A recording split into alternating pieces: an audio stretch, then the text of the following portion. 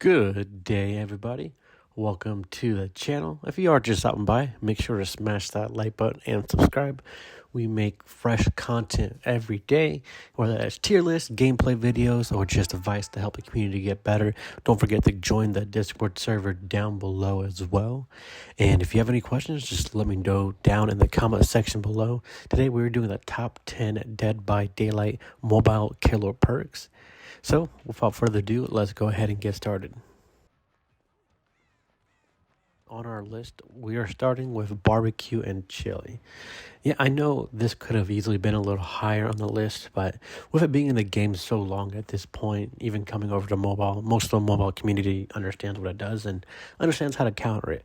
The big reason people use barbecue is for the 100% blood point gain. So it is great at you hook a survivor and you know exactly where the next group are. But once you get towards the end game, where there's 2 or 3 survivors left, maybe like one gen, survivors already know that you have barbecue and chili, so they'll start hiding in lockers or they'll start hiding even behind the generators to max their aurora. Because on the mobile version, the gens are way brighter and they almost maxed with their outline perfectly. So you have to be paying very good attention to get good value out of barbecue and chili. But it is still a really good perk, and which is why it's at number 10. You still get value. You still get, even if you don't win the match and you get a couple hooks, you're still getting that blood point bonus. So at the end of the day, you're still gaining a lot, even if it's not the best detection perk that's in the game. Going on to number 9, which is one of the more good detection perks, is Lethal Pursuer. I know most killers won't get too much value out of this other than having a good start to the game. But if you're a main to like the nurse or hillbilly or any other killers that have a lot of mobility, then this is going to be a really top tier perk where you can get a match started in the first 5 to 10 seconds and just start snowballing. And you can even end games in the first 2 minutes just by running Lethal Pursuer alone. There's not too much else. There's not a lot that goes into Lethal Pursuer. Just know that it's a great perk to start the game, and when you start a match, don't forget that you actually have it equipped and get an idea where the survivors are and just head there and get a really good start to the game. But moving on to number 8, we have Tinkerer. Personally, one of my favorite perks on any killer. It's still at number 8. Pretty much what it does is once survivors have gotten a generator 70%, you get notified that they are about to finish it. You get a notification and you gain the undetectable status for, I think it was like 10, 12, 15 or something like that seconds. I don't have it in front of me, but it's really good for being able to sneak up on survivors and act like you're pretty much the Wraith, more or less, because they don't see your aurora, they don't see your stain. As long as you get there before it runs out, you'll get a good jump on them. I can tell you how many times I played Bubba and I'm running him with just a good chainsaw perk, and I'm able to get a good down really quickly because they have no idea I'm there until I'm already revving it up. But there's a lot of things that go in with Tinkerer, such as running it with Hex Ruin, Pop, Overcharge, Call of Brine. Just any gen regression perk will get a lot of value out of Tinkerer, just because you know what gens to focus on and what gens you want to make sure are falling apart. And number 7, we have Deadlock, which is just your best friend if you want to run a gen regression build. Pretty much anytime survivor pops anything, the next gen that has the most progress, if it's a tie, then the closest one will be gen locked for 30 seconds, and this 30 seconds can help you so much in the middle of the game where survivors have no idea what to do or they try going somewhere else. It can just cause havoc and chaos on survivor, especially if they're in solo queue, and it just gives you that extra time to catch up to a survivor that's really good at looping, or you just need more time to catch up. Regardless, it gives you the extra time per generator, and if you use it right, it's going to help you win more games. But not too much else to talk about Deadlock. Number 6 on the list, though, is a lot similar to Lethal Pursuer, where it helps you on the early game if survivors bunch up. As long as you're not running the Legion, survivors usually don't suspect you having discordance really early on the game. They might catch on later towards the end of the game, but at this point, you'll probably be getting a lot of value out of it. Survivors love to gen rush, and to gen rush, they generally like to have one or two people on the gen just to make them fly faster. And discordance is pretty much your little radar that they are on there, and you get a notification and you can head straight there, which it will pair great with perks just like Hex Ruin, Pop, Overcharge, Call of Brine, and everything in between to help slow down generators. The top 5 perks, you can arrange these in any order you really want, and you're going to have a good time, but I'm going to start with Thanatopia at number 5. Personally, it's not the greatest perk in the world if you're playing a killer like Trapper, but most killers that can ramp up quickly and hit a lot of people, especially if you run it with a perk like Save the Best for Last, you'll be able to keep the whole entire team injured, and for each survivor that is injured, you gain a stack, pretty much slowing down the survivors with anything they do, making gen progression a nightmare. So pretty much forced to have to heal and try to stay healed, which is, if you're running Legion, this is just a nightmare since he's really good at keeping a team injured. Same thing for Plague. She will highly benefit from Thanatopia just because the whole setup is keeping survivors injured. And but the reason why it's not higher than 5 is because you need a specific killer to get the most value out of it. While the top 4 perks can be really good on just about anyone and have more value for lower end killers. So if you like to main Trapper or Wraith, anything like M1 killers, these top 4 perks will greatly benefit them. So for the 4th spot, I'm going to cheat just a little bit and combine 2 perks because they're really strong to run together and they pretty much just do well together. And that's going to be Overcharge and Call of Brine. Pretty much Call of Brine regresses generated at 200% speed for, I think it was like 60 or 90 seconds. And Overcharge pretty much also regresses the gens, and anytime a survivor touches it, they get a tremendously tough skill check, and if they miss it, it pops regressing for another 5%. It usually just goes really well. There's not too much else to really talk about Call of Brine and Overcharge together, but they're a great perk combo, and I wanted to cheat and throw this in at number 4.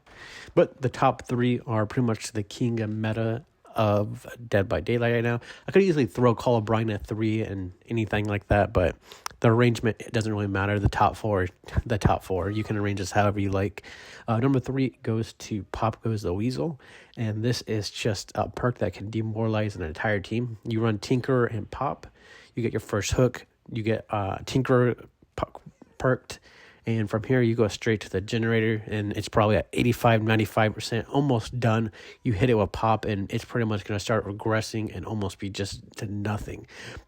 Pair that with Call of Brine, and your survivors are going to be in a situation where they cannot finish generators if you're playing it properly. But going into number 2, we have Corrupt Intervention, and this perk does not slow the gens down or anything else. This is solely to have a good start to the game. If you're running someone like Trap or a Wraith, like I was saying, perks like this will greatly increase your chances of winning the game just because you have more time to set up and get chases under your belt. It'll take survivors just a tad bit longer to find generators, and you know exactly what part of the map they're going to be on. If you are a new player, I recommend you unlock the Plague, get Corrupt Intervention unlocked, and start getting it on your other killers. She is one of the top 3 killers you want to unlock first, just so you can get Corrupt Intervention. Same thing for number 3, the Clown. He's a free killer, so get him unlocked, get this perk. And number 1 is also a free killer, and that's going to be going to the Hag of Hex Ruin. While this perk could easily get popped in the first 5 to 10 seconds of the match, it also could stay up the entire game, and whenever a survivor is not working on gen, it immediately starts regressing at 200%. So it's pretty much like Call of Brine, but it's constant. You don't need to kick it. It just starts regressing instantly. So you get so much value out of Hex Ruin, and you compare those to other Hex perks to distract the killers and waste their time. If they're running around without a map looking for the Hex perk, even if it's even like 5 or 10 minutes of the game, you're still getting that natural slowdown that they have to find it. It's just when the first 10 seconds of game it gets found. That's why I always recommend, as soon as you start the game, you head right over to your Hex totem and just make sure no one's already spotted it. And if you do know a survivor spot it, they are priority number 1. They get them on a hook. just so you know that you have control of your hex perk, and at least it stays up for a little while the other survivors run around and try to get it. And all in all, these are the top 10 perks for the killer in Dead by Daylight. Some honorable mentions do go to Bitter Murmur, which gives you a 5-second Aurora reading for the first 4 generators. And the last generator, you get 10 seconds, which can be paired very well with just any in-game perks like No Ed or No Way Out.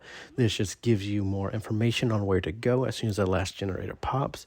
And even if you are in a bad situation with 4 survivors, you can easily use this comboed with No Ed or No Way Out to get at least 2, maybe even 3 kills if it goes your way.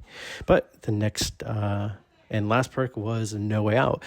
It can go good with any perk, but it's really good on killers that have a slow game and you can expect to get into the end game, mainly because it gives you 60 seconds of just free time to catch up to the survivors and get it down. So if you are talented enough to know how to get the downs, you're going to get a lot of value out of this perk. I won't say it's like a top 10, but it's a very niche perk that can have a lot of great uses. And yeah, that pretty much finishes up the video for today, guys. And I just want to say thank you guys for staying this long and watching. I'm trying to get this channel promoted and do the best I can. If you have any suggestions on how I can do a better job, just let me know down in the comment section below. I'm always trying to grow, trying to get better. But it's everything for me for the day. So I'm going to go ahead and sign out and go eat a bowl of cereal. You guys have a good one.